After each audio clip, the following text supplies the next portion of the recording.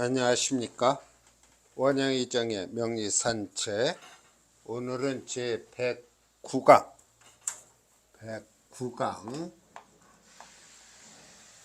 전왕격에 대한 말씀을 드리겠습니다. 전왕격이라고 한다면은 오로지 전자에다가 왕할 왕자, 그러니까 오로지 왕하다. 누가? 그 명조의 일간이 왕하다는 얘기가 되겠죠.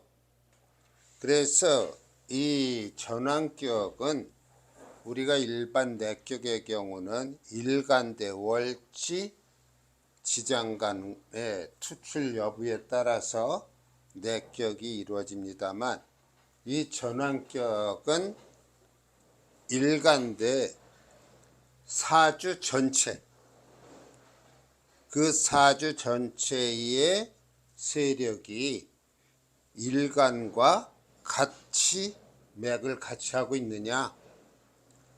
그래서 목일주라고 한다면 사주 전반적인 것이 목으로 국을 이루거나 목의 세력이 가장 왕하게 형성되어 있는 경우가 되겠죠.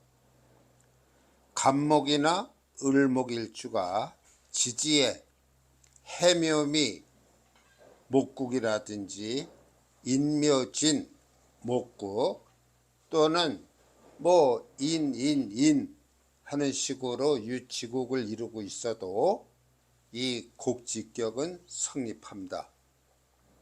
그 다음에 화일주 병화나 정화일주가 되겠죠. 역시 지지에 인호술이라는 화국 또는 사옴이라고 하는 방국, 그리고 화의 유치국을 놓고 있을 때 염상격이라고 합니다. 그 다음에 토일주가 무토와 기토일주가 되겠습니다. 지지에 진술충미 국을 놓고 있다면은 가색격이라고 합니다. 그 다음에 금일주가 지지에 사유축이나 신유술 국을 놓고 있으면 종역격이라고 하고, 수일주가 임수나 기수일주가 지지에 신자진이나 해자축 그런 수국을 놓고 있으면 윤학격이라고 합니다. 여기서 곡직격이라고 하는 것은 구불곡자에 곧을 직자를 썼어요. 우리가 목이라고 하는 속성은 잘 구부러지기도 하고 또한 곧게 자라려고 하는 성질이 있기 때문에 곡직격이라고 하는 것이고요.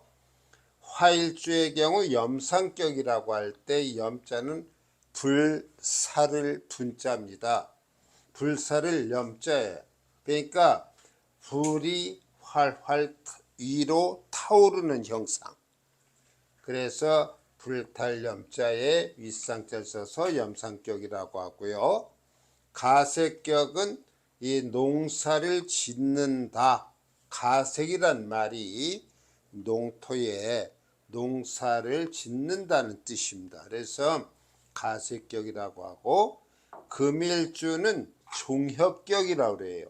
어떤 혁신적인 것, 다시 말하면 개혁적인 성향을 쫓는다 해서 종혁격이라고 합니다. 수일주는 수라고 하는 것은 물은 높은 곳에서 낮은 곳으로 흐르는 성질을 가지고 있지요.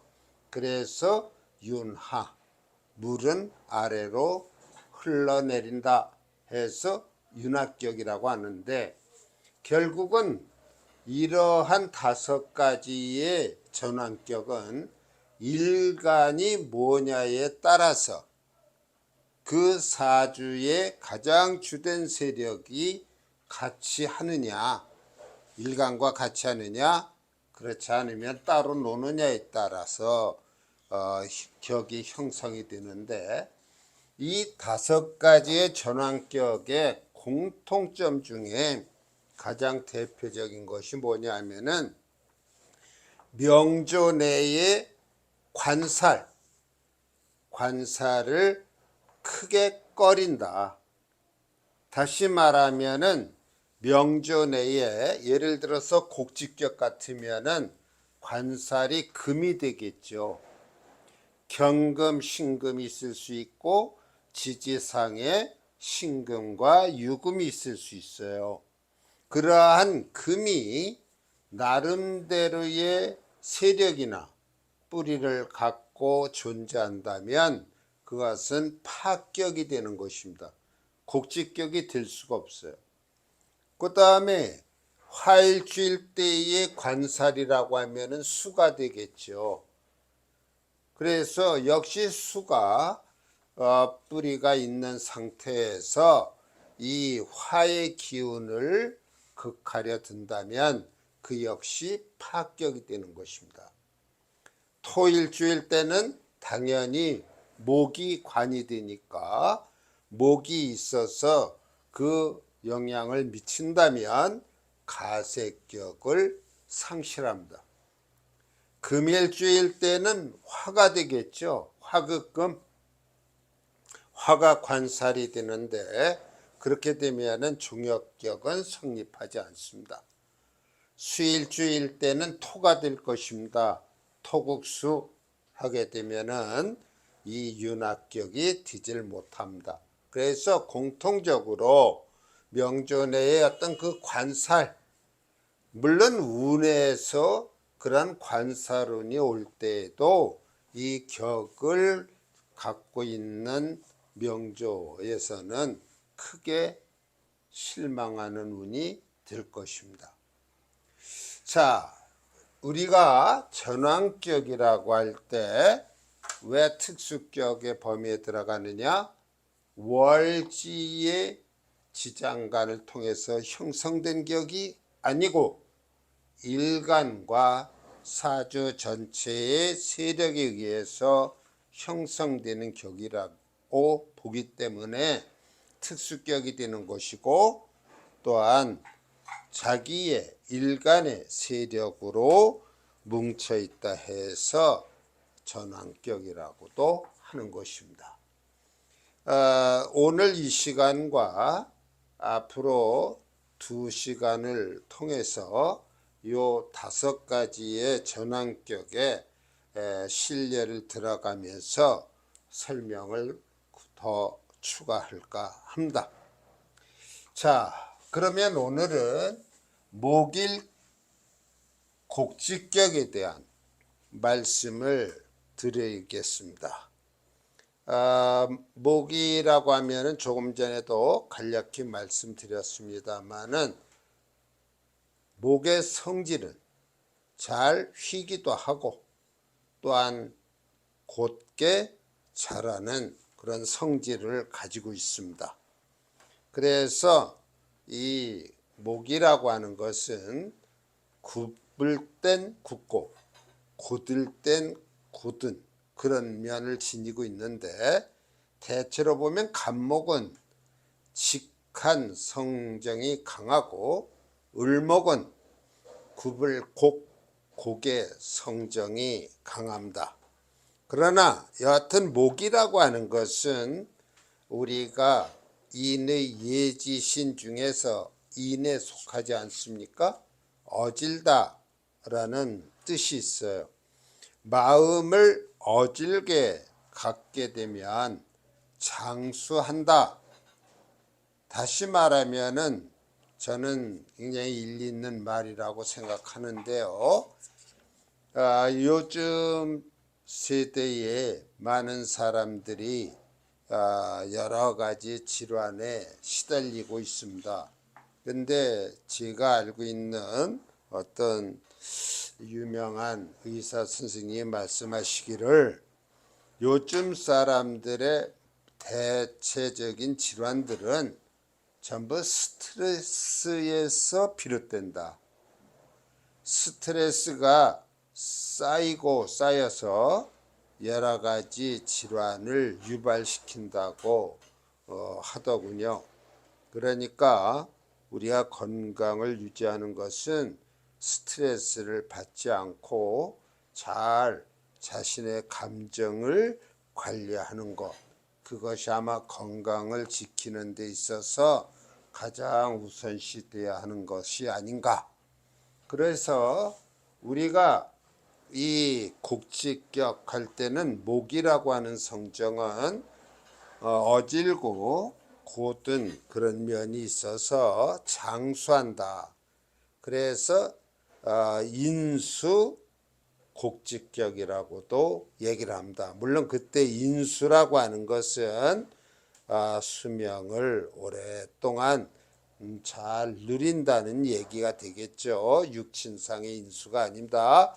어질인자 목숨 숫자를 써서 인수라고 하는 것입니다. 물론 경금이나 신금, 지지상의 신금과 유금을 싫어한다 하는 말씀도 드렸고요. 이 목에 전부 곡직격이라고 해서 목으로만 이루어지는 건 아니에요. 거기에는 인수에 해당하는 수기도 적당히 놓여 있다면 오히려 곡직격에 더 미묘한 그런 작용을 해줄 수 있습니다. 그러니까 우리가 이 곡직격에서 좋아한다 할 때에는 수운을 좋아할 수 있습니다. 인수가 되지 않겠어요? 여기에서 수라고 하면 임, 개 또는 해, 자, 이게 곡직격에서의 인수가 되고 또한 비경겁이 있는 것이죠. 자, 이렇게 해서 곡직격은 두 가지 명조를 놓고 예를 들어 본다면 공교롭게도 월, 일, 시주만 달라요. 이렇게 시주만 다릅니다. 그래서 제가 대운을 이렇게 하나만 적어 놨어요. 적어 놨는데 우선 을목일주가 지지상의 인묘해서 전부 목이에요. 목이고 천간에도 간목을 놓고 있습니다.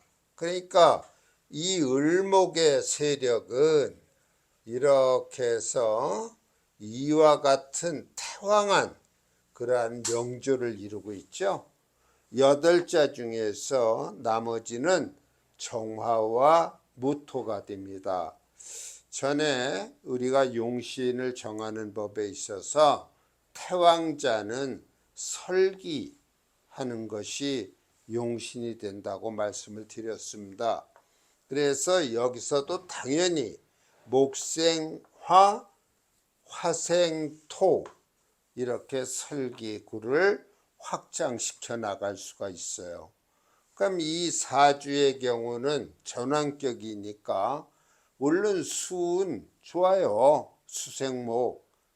더 왕한 사주는 더 왕하게 만드는 것도 좋습니다. 또 비경거분도 나쁘지 않습니다. 화운 좋지요. 이런 태왕자들은 설계하는 운에 대발할 수 있습니다.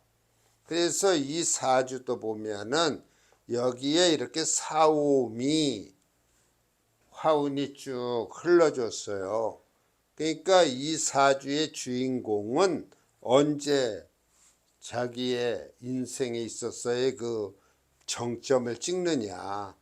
여기 사오미 운과 이 임수 계수운으로 갈 때 좋습니다. 그런데 이게 곡직격이다 보니까 여기 신 좋지 않죠. 여기 유금 좋지 않습니다.